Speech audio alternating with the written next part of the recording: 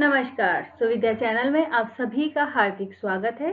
पिछली क्लास में हमने बात की थी प्रेजेंट इंडेफिनिट टेंस की या फिर हम कह सकते हैं सिंपल प्रेजेंट टेंस की, और इस क्लास में हम बात करने जा रहे हैं प्रेजेंट कंटिन्यूअस टेंस की। तो प्रेजेंट कंटिन्यूअस टेंस, जिसे प्रेजेंट प्रोग्रेसिव टेंस या फिर प्रेजेंट इम्परफेक्ट टेंस भी कहा जाता है।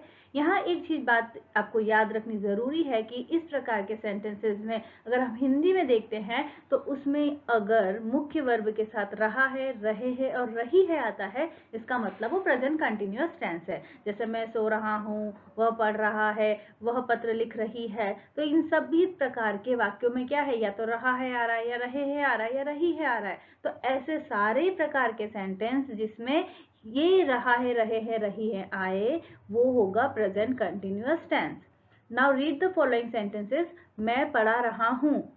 सो ये क्या है, प्रेजेंट कंटिन्यूअस, क्योंकि ये कार्य अभी लगातार चल रहा है। हम बाजार जा रहे हैं, राम खेल रहा है, तुम लिख रहे हो और छात्र लड़ रहे हैं। तो अब इसका हमने कैसे टेंस के हिसाब से पूरा सेंटेंस बनाया है, ये हम आगे देखेंगे कि किस प्रकार से क्या फॉर्मूला हमने लगाया है और उसके माध्यम से पूरा सेंटेंस बना है। तो पहली चीज तो आपको ये याद होनी चाहिए कि ये प्रोसेस जो है, ये जो टेंस है, इसमें कोई प्रोग्रेसिव टेंस के रूप में इसका उपयोग होगा। कोई कार्य लगातार अगर चल रहा है, उस परिस्थिति में हम प्रेजेंट कंटिन्यूअस टेंस का उपयोग करेंगे। अगर हम इसका फॉर्मूला देखें तो सबसे पहले आएगा सब्जेक्ट। जैसे कि मैं पढ़ा रहा हूं, तो यहाँ पे सब्जेक्ट क्या होगा, आई। ठीक है। राम खेल रहा है, तो यहाँ पे राम क्या होगा, राम उसका सब्जेक्ट होगा। ये हम पहले देख चुके हैं जब हम सेंटेंस के टाइप देखे थे कि सेंटेंस के दो टाइप होते हैं, सब्जेक्ट और प्रेडिकेट। तो सब्जेक्ट की बात हमें पता है। अब सब्जेक्ट के साथ लगती है इज, एम और are. Okay, is, am, are का प्रयोग होता है और उसके साथ वर्ब की फर्स्ट फॉर्म लगेगी। वर्ब की फर्स्ट फॉर्म के साथ आईएनजी जुड़ेगा और ऑब्जेक्ट। इससे बनता है प्रेजेंट कॉन्टिन्यूअस टेंस। जैसे कि मैं पढ़ा रहा हूं, तो आई हो गया सब्जेक्ट। आई के साथ क्या लगेगा, आई के साथ लगेगी helping verb am. We, you, they के साथ क्या लगेगा, अगर प्लूरल है उस कंडीशन में आर का प्रयोग होगा। और ही, शी, इट, नेम के साथ लगेगा इज। तो ये चीज आपको पता होनी चाहिए। अगर he, she, it, name singular person है, उस परिस्थिति में इज का प्रयोग होगा। प्लूरल होने पर, बहुवचन है अगर, तो आर का प्रयोग होगा और आई के लिए एम का प्रयोग होता है। तो मैं के साथ क्या लगेगी, वह हेल्पिंग वर्ब, यहाँ पे एम का प्रयोग होगा। ओके, अब यहाँ पर आपको याद रखनी है टीच। क्या हो जाएगा, ये कोई कार्य हो रहा है, तो वर्ब की फर्स्ट फॉर्म है टीच और उसके साथ हमने क्या लगा दिया, आईएनजी। यहाँ पे कोई ऑब्जेक्ट नहीं है, तो हमने किसी ऑब्जेक्ट का प्रयोग नहीं किया है। अब दूसरा एग्जाम्पल है, हम बाजार जा रहे हैं। तो हमें ये पता चल गया जा रहे हैं, यानी ये कंटिन्यूअस टेंस का बनेगा सेंटेंस। तो हम बाजार जा रहे हैं, तो हम के लिए हम क्या यूज करेंगे, हम के लिए हम यूज करेंगे वी। अब वी के साथ क्या लगेगा, वी के साथ वर्ब लगेगी आर, तो वी आर। अब जा रहे हैं, तो रहे हैं के लिए जाने को क्या कहते हैं इंग्लिश में, गो। अब गो फर्स्ट फॉर्म है, उसके बाद उसके साथ आईएनजी का प्रयोग होगा, यानी गोइंग। और ऑब्जेक्ट क्या है, कहाँ जा रहे हैं, गोइंग टू मार्केट। तो ये पूरा सेंटेंस क्या हो जाएगा, we are going to market. Okay, अब राम लिख रहा है, राम लिख रहा है, तो सब्जेक्ट क्या हो जाएगा, सब्जेक्ट हो जाएगा राम।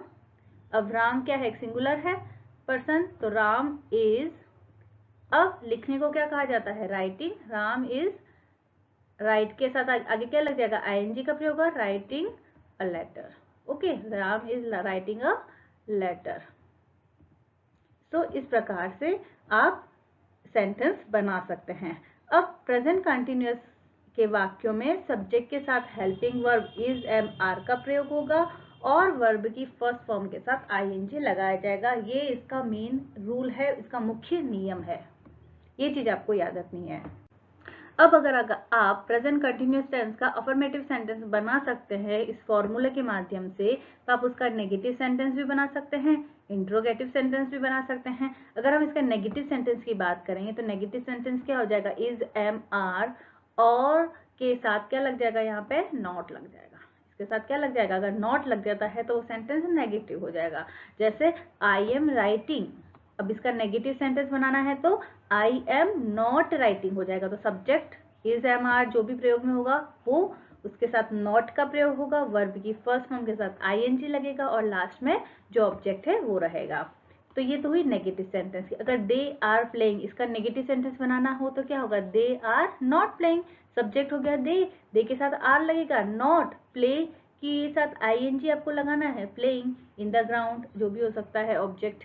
तो इसी प्रकार नेगेटिव सेंटेंस में आपको कुछ भी नहीं करना है। नेगेटिव सेंटेंस जो हमारा फॉर्मूला है, subject is am are, verb की फर्स्ट फॉर्म आईएनजी, तो यहाँ पर वर्ब की फर्स्ट फॉर्म से पहले आपको क्या लगाना है, यहाँ पे लगाना है आपको नॉट। तो हो गया उसका नेगेटिव सेंटेंस। अब अगर हम बात करते हैं इंट्रोगेटिव सेंटेंस, उसे प्रश्नवाचक वाक्य बनाना है, तो हम क्या करेंगे, प्रश्नवाचक वाक्य बनाने की अगर हम बात करते हैं तो हम ये जो हेल्पिंग वर्ब है इज एम आर, इसको आगे ले आएंगे और सब्जेक्ट को पीछे ले जाएंगे। बाकी सब एज इट इज रखने देना है। इज एम आर आगे आ गया, सेकंड फिर सब्जेक्ट, वर्ब की फर्स्ट फॉर्म के साथ आईएनजी और ऑब्जेक्ट का यूज हो गया, तो इससे सेंटेंस क्या बन जाएगा, इंट्रोगेटिव सेंटेंस। तो इंट्रोगेटिव यानी प्रश्नवाचक वाक्य बन जाएगा। तो जैसे I am writing, okay, I am writing affirmative sentence हो गया, इसका नेगेटिव हो जाएगा आई एम नॉट राइटिंग। और अगर एम आगे आ जाए और आई पीछे चला जाए तो क्या हो जाएगा, एम आई राइटिंग, यानी क्या मैं लिख रहा हूं। इसी प्रकार से दूसरा उदाहरण है दे आर प्लेइंग, इसका नेगेटिव सेंटेंस क्या होगा, दे आर नॉट प्लेइंग। और अगर हम इसके आर को आगे ले जाएं और दे जो सब्जेक्ट है वो सेकंड टाइम आ जाए और लास्ट में क्या लग जाए, क्वेश्चन मार्क लग जाए, तो वो उसका क्या सेंटेंस हो जाएगा, इंट्रोगेटिव सेंटेंस हो जाएगा, are they playing. Okay, so first we discussed about general formula, then negative sentences में क्या फॉर्मूला लगेगा और इंट्रोगेटिव सेंटेंसेस में किस प्रकार से हम फॉर्मूला लगा के सेंटेंस बना सकते हैं। अब इंट्रोगेटिव नेगेटिव सेंटेंस बनाना है तो ये दो प्रकार से बनाया जा सकता है। या तो ये बना जाएगा इज आर एम, सबसे पहले आएंगे, फिर सब्जेक्ट, फिर नॉट, वर्ब की फर्स्ट फॉर्म आईएनजी और ऑब्जेक्ट। ओके, सो ये आपको लगाना है। या फिर आप क्या कर सकते हो, इजंट और आरंट का उपयोग कर सकते हैं। अगर आई है तो आपको क्या लगाना है, आई के साथ आपको आरंट का उपयोग करना है। ये चीज आपको याद रखनी है कि एमंट नहीं होगा, AMNOT नहीं होगा, एम की जगह आपको क्या लगाना है, आपको ARENT का, आरंट का उपयोग करना है। Okay, so if I am giving you one sentence that I am going to hospital, अगर इसका हमें इंट्रोगेटिव नेगेटिव सेंटेंस बनाना है तो या तो आप ऊपर वाले मेथड से बना सकते हो या फिर नीचे वाले मेथड्स के थ्रू बना सकते हो। तो पहला क्या हो जाएगा, सबसे पहले हमने क्या लगा दिया, हेल्पिंग वर्ब एम, सब्जेक्ट क्या है आई, नॉट नॉट, वर्ब की फर्स्ट फॉर्म के साथ आईएनजी यानी गोइंग और object to hospital. Okay, am I not going to hospital, question mark लग जाएगा लास्ट में। या फिर क्या हो सकता है, मैंने अभी बताया कि एम के साथ अगर हम इसको आगे ले रहे हैं तो उस परिस्थिति में हम एमंट नहीं लिखेंगे, ये आरंट ही होगा। So aren't I go to hospital, ऐसा भी लिख सकते हैं। Second example, it is raining, is, तो या फिर is it not raining, interrogative negative sentence, या फिर isn't it raining. So we can use both the sentences, both are right. अब कई बार व्हेन, वाई या हाउ का प्रयोग भी होता है प्रेजेंट कंटिन्यूअस टेंस में। तो किस प्रकार से होगा, तो जो भी हम क्वेश्चन मार्क के लिए व्हेन, वाई या हाउ का उपयोग कर रहे हैं उसका उपयोग करना है। उसके बाद इज एम आर का उपयोग करना है। उसके बाद सब्जेक्ट, नॉट आता है तो ठीक, नहीं आता है तो कोई बात नहीं, वर्ब की फर्स्ट फॉर्म के साथ आईएनजी और लास्ट में ऑब्जेक्ट। जैसे मैं कहाँ जा रहा हूँ, तो कहाँ के लिए हम वेयर का यूज करते हैं, where am I going, where, then am, फिर सब्जेक्ट एंड वर्ब की फर्स्ट फॉर्म के साथ आईएनजी। तुम कैसे दौड़ रहे हो, हाउ आर यू रनिंग, वह क्या पढ़ रहा है, so what then is he reading, मेरा भाई कहाँ खेल रहा है, where is my brother playing. Okay, तो ये व्हेन, वाई और हाउ का प्रयोग किस प्रकार से प्रेजेंट कंटिन्यूअस टेंस में किया जाता है, इसका प्रयोग हमने यहाँ देखा है। Now use of present continuous in various situations. At the time of speaking, जब भी कोई कार्य कहीं जारी हो, लगातार चल रहा हो, उस परिस्थिति में हम प्रेजेंट कंटिन्यूअस टेंस का उपयोग करते हैं। जैसे he is writing a letter, वो लेटर लिख रहा है, ठीक है, वो एक पत्र लिख रहा है, तो ये काम क्या है, ये चल रहा है, ये प्रोसेसिंग में है, तो वहां पर हम प्रेजेंट कंटिन्यूअस टेंस का उपयोग करेंगे। दूसरा है, अगर at the time of speaking नहीं है, वो कार्य उस समय जारी उसी समय नहीं हो रहा है, लेकिन वो रेगुलर प्रोसेस में है वो काम, तब भी प्रेजेंट कंटिन्यूअस टेंस का ही उपयोग होगा। जैसे he is writing a novel now a days, हो सकता है कि वो उस पर्टिकुलर टाइम पीरियड में वो नॉवेल नहीं लिख रहा हो, लेकिन nowadays he is writing, so we will use present continuous tense.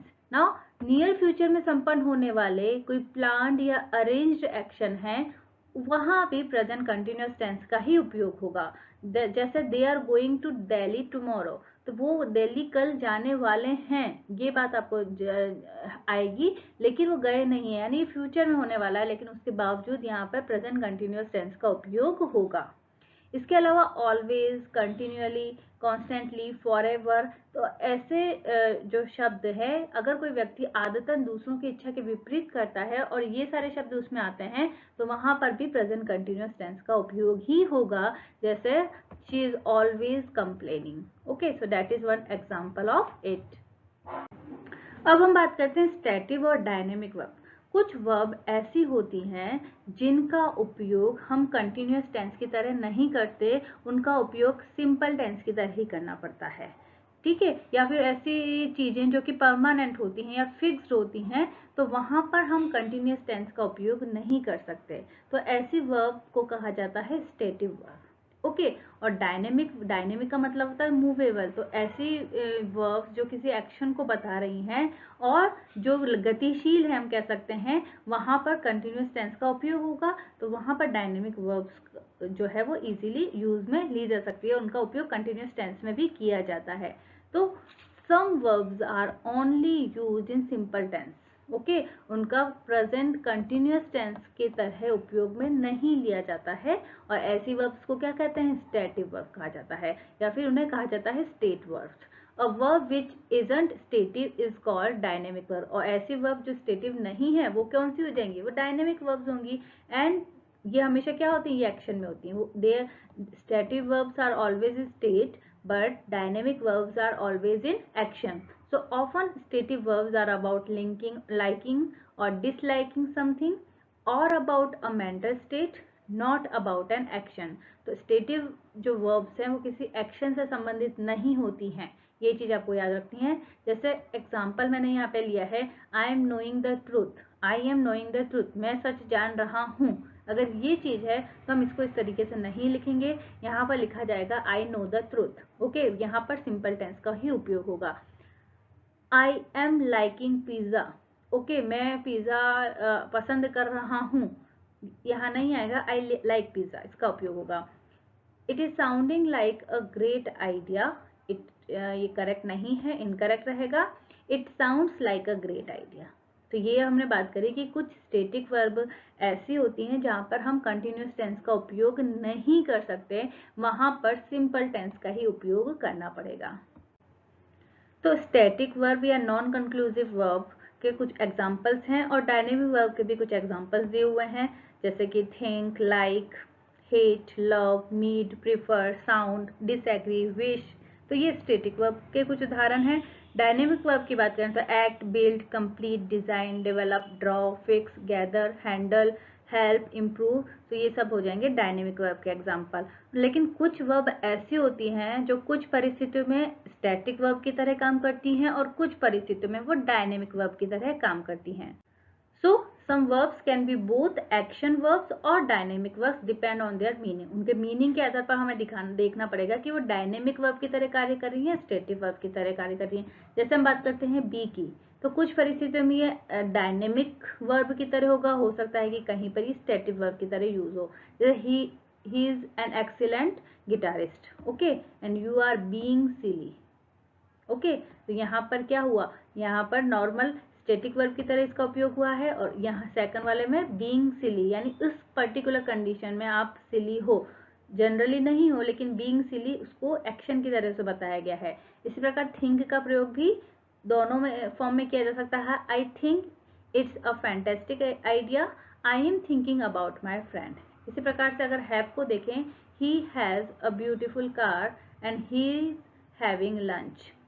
Fourth C, I see what you mean and he is being seeing the same woman for 8 years. Okay, सो ये हमने बात करी dynamic और static verbs की। बहुत बहुत धन्यवाद। अगर आपको हमारा चैनल पसंद है तो प्लीज़ इसे लाइक कीजिए, सब्सक्राइब कीजिए। धन्यवाद।